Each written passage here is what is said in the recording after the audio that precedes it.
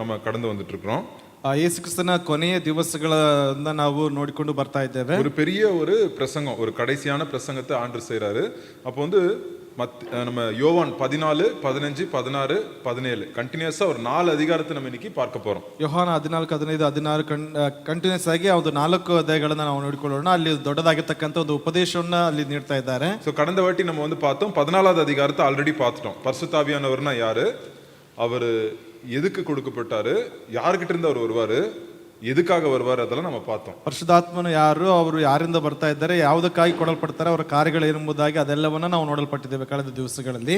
நான் திருப்பி சுருக்கமா அதை நான் சொல்லிடுறேன். பரிசுத்த ஆவியானவர் வந்து இயேசு கிறிஸ்து பரலோகத்துக்கு போனதுனால பரிசுத்த ஆவியானவர் இந்த உலகத்துல வர வேண்டிய அவசியம். ಯೇಸು ಕ್ರಿಸ್ತನು ಪರಲೋಕಕ್ಕೆ ಹೋದಂತ ಕಾರಣದಿಂದಾಗಿ ಪರಿಶುದ್ಧಾತ್ಮನು ಈ ಲೋಕಕ್ಕೆ ಬರಲ್ಪಡಬೇಕಾದಂತ ಒಂದು ಪರಿಸ್ಥಿತಿ. இயேசு கிறிஸ்து பரலோகத்துக்கு போகலனா பரிசுத்த ஆவியானவர் உலகத்துக்கு தேவையில்லை. ಯೇಸು ಕ್ರಿಸ್ತನು ಪರಲೋಕಕ್ಕೆ ಹೋಗ್ಲಿಲ್ಲ ಅಂತಂದ್ರೆ ಪರಿಶುದ್ಧಾತ್ಮನು ಇಲ್ಲಿ ಬೇಕಾಗಿರ್ಲಿಲ್ಲ. ஸோ 14வது அதிகாரத்துல இயேசு கிறிஸ்து சொல்றார், நான் போறதுனால அவரை வந்து நான் பிதா கிட்ட இருந்து பரிசுத்த ஆவியானவர் வருவார் அப்படின்னு சொல்றாங்க. ನಾನು ಹೋಗುವಂತ ಕಾರಣದಿಂದಾಗಿ ಪರಿಶುದ್ಧಾತ್ಮನು ತಂದೆಯಿಂದ ಬರಲ್ಪಡ್ತಾರೆ ಎಂಬುದಾಗಿ ಹೇಳ್ತಾ ಇದ್ದಾರೆ. அப்பப்போ ஒரு கேள்வி வரும், யார் இதுல பெரியவங்க, பிதாவா இயேசு கிறிஸ்துவா பரிசுத்த ஆவியானவர், யார் பெரியவங்க அப்படின்னு வந்து நிறைய பேர் குழப்புவாங்க. நிறைய பேர் இந்த கேள்வி கேட்பாங்க. ಅನೇಕರು ಅನೇಕ ಪ್ರಶ್ನೆಗಳನ್ನ ಕೇಳ್ತಾರೆ, ತಂದೆ ಮಗ ಪರಿಶುದ್ಧಾತ್ಮ ಇದರಲ್ಲಿ ಯಾರು ದೊಡ್ಡವರು ಎಂಬುದಾಗಿ ಈ ರೀತಿಯಾದಂಥ ಒಂದು ಗಲಿಬಿಲಿಯ ಪ್ರಶ್ನೆಗಳು. சில டைம் உங்க வீட்டை தேடி கூட போன மாசம் ஒரு சிஸ்டர் சொன்னாங்க, எங்க வீட்டுக்கு வந்து யெகோவா சாட்சிகள் அப்படின்ற ஒரு குரூப்ல இருந்து 2 பேர் வந்து எங்க வீட்டு கதவை தட்டிட்டு பைபிள் பத்தி உங்களுக்கு நாங்க சொல்ல போறோம் அப்படின்னு வீட்டுக்குள்ள வர பாக்குறாங்க அப்படின்னு சொன்னாங்க. ಒಬ್ಬ ಸಹೋದರ ಹೇಳಿದ್ರು, ಕಳೆದ ವಾರದಲ್ಲಿ ಯೆಹೋವನ ಸಾಕ್ಷಿಗಳು ಎಂಬುದಾಗಿ ಆ ಒಂದು ಗುಂಪಿನವರು ಬಂದು ಸತ್ಯವೇದ ಕುರಿತಾಗಿ ನಿಮಗೆ ತಿಳಿಸಿಕೊಡ್ತೇವೆ ಎಂಬುದಾಗಿ ಒಳಗಡೆ ಬರುವುದಕ್ಕೆ ಅವರು ಪ್ರಯತ್ನಿಸಿದ್ರು. நான் உடனே பாஸ்டருக்கு ஃபோன் பண்ணி நான் தரேன், எங்க பாஸ்டர்ட்ட நீங்க பேசுங்க அப்படின்னு உடனே போயிட்டாங்க. உடனே அவங்க போயிட்டாங்க அப்படின்னு சொன்னாங்க. ತಕ್ಷಣವಾಗಿ ನಾನು ಸೇವಕರಿಗೆ ಫೋನ್ ಮಾಡಿ ಕೊಡ್ತೇನೆ, ನೀನು ಅವರೊಟ್ಟಿಗೆ ಮಾತನಾಡಿ ಎಂಬುದಾಗಿ ಹೇಳುವಾಗ ತಕ್ಷಣವಾಗಿ ಅವರು ಅಲ್ಲಿಂದ ಹೊರಟು ಹೋದ್ರು. அவங்க என்ன சொல்லுவாங்கன்னா, பிதா தான் எல்லாம், பரிசுத்த ஆவியானவர் இல்ல, இயேசு கிறிஸ்து இல்ல அப்படின்னு சொல்லுவாங்க. ಅವ್ರೇನಂತಂದ್ರೆ ತಂದೆ ಮಾತ್ರನೇ, ಪರಿಶುದ್ಧಾತ್ಮನು ಇಲ್ಲ, ಯೇಸು ಕ್ರಿಸ್ತನು ಇಲ್ಲ ಎಂಬುದಾಗಿ ಅವರು ಹೇಳುವಂತದ್ದು. ஸோ அது வந்து ஒரு பெரிய ஒரு தப்பான போதனை. அதுல இருந்து வந்து நிறைய பிரச்சனைகள் உண்டாயிருக்குது. ಅದು ತಪ್ಪಾದಂತ ಒಂದು ಬೋಧನೆ ಆಗಿರ್ತದೆ. ಅದರಿಂದ ಅನೇಕ ರೀತಿಯಾದಂಥ ಸಮಸ್ಯೆಗಳು ಅದು ಉದ್ಭವ ಆಗ್ತಾ ಇರ್ತದೆ. ஸோ பிதா குமாரன் பரிசுத்த ஆவியானவர் வந்து இன்னைக்கு வந்து நம்மளுக்கு பிதாவும் இயேசு கிறிஸ்துவும் பரிசுத்த ஆவியானவர் எல்லாரும் ஒன்னா செயல்படுவாங்க. ஒருத்தருக்கு ஒருத்தர் யார் பெரியவங்க சின்னவங்க அப்படி இல்லை, ஒன்னா செயல்படுவாங்க.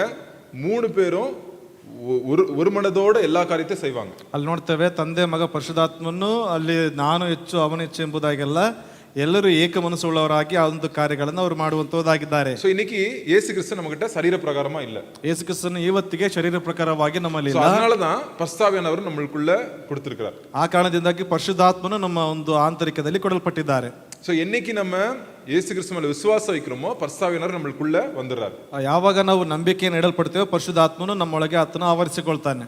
அவருக்கு நம்ம நிறைய வாய்ப்புகளை, எப்படின்னா வாய்ப்புன்னு சரியான வேர்டு இல்ல, பரிசுத்த ஆவியானவருக்கு நம்ம வந்து இடம் கொடுக்கும்போது, பரிசுத்த ஆவியானவர் அவர் சொல்றபடி நம்ம நடக்கும்போது அவர் வந்து அதிகமாய் நம்ம வாழ்க்கையிலே கிரியை செய்றார். ಪರಿಶುದ್ಧಾತ್ಮನಿಗೆ ಸ್ಥಳವನ್ನ ಆತನು ಹೇಳುವಂತ ರೀತಿಯಲ್ಲಿ ಕಾರ್ಯಗಳು ಮಾಡುವಾಗ ಅಧಿಕವಾದಂತ ಕ್ರಿಯೆಗಳನ್ನ ನಮ್ಮಲ್ಲಿ ಆತನು ಮಾಡುವಂತವನಾಗಿರ್ತಾನೆ. பட் ஆனா பரிசுத்த ஆவியானவர் நம்மள ஃபோர்ஸ் பண்ண மாட்டாரு. இப்படிதான் நீ போகணும் அப்படின்னு ஃபோர்ஸ் பண்ண மாட்டார். அவருக்கு நம்ம சான்ஸ் கொடுத்தோம்னா, அவருக்கு வந்து நம்ம வந்து ஆவியானவரே நீங்க என்ன லீட் பண்ணுங்க, என் வாழ்க்கைய, என் யோசனைய, என் பிளானை நீங்க லீட் பண்ணுங்கன்னு சொல்லும் போது அவர் வந்து என்ன பண்ணுவாரு, டிரைவர் சீட்ல போயிடுவார். ಅಲ್ಲಿ ನೋಡ್ತೇವೆ, ಅವರು ಫೋರ್ಸ್ ಮಾಡೋದಿಲ್ಲ. ಆದ್ರೆ ನಾವು ಯಾವಾಗ ಪರಿಶುದ್ಧಾತ್ಮನೇ ನೀವು ನಮ್ಮ ಜೀವಿತ ನಡೆಸಿರಿ ಎಂಬುದಾಗಿ ಅವರಿಗೆ ಒಪ್ಪಿಸಿಕೊಡುವಂತ ಸಂದರ್ಭದಲ್ಲಿ ಅವರು ಚಾಲಕನ ಒಂದು ಭಾಗದಲ್ಲಿ ಕೂತ್ಕೊಳ್ತಾರೆ. ஒரு இடத்துல பைபிள் என்ன போட்டிருக்கு, பரிசுத்த ஆவியானவரை வந்து துக்கப்படுத்தாதீர்கள் அப்படின்னு வந்து வசனம் இருக்கு. ವಚನದಲ್ಲಿ ನಾವು ನೋಡ್ತೇವೆ, ಪರಿಶುದ್ಧಾತ್ಮನನ್ನ ನಿಂದಿಸಬೇಡ್ರಿ ಎಂಬುದಾಗಿ ಇಲ್ಲಿ ನೋಡ್ತಾ ಇದ್ದೇವೆ. ஒரு ஆவியை போய் நம்ம வந்து இப்போ ஒரு பரிசுத்த ஆவியானவர்னா ஆவி அப்படின்னு சொல்லுவாங்க.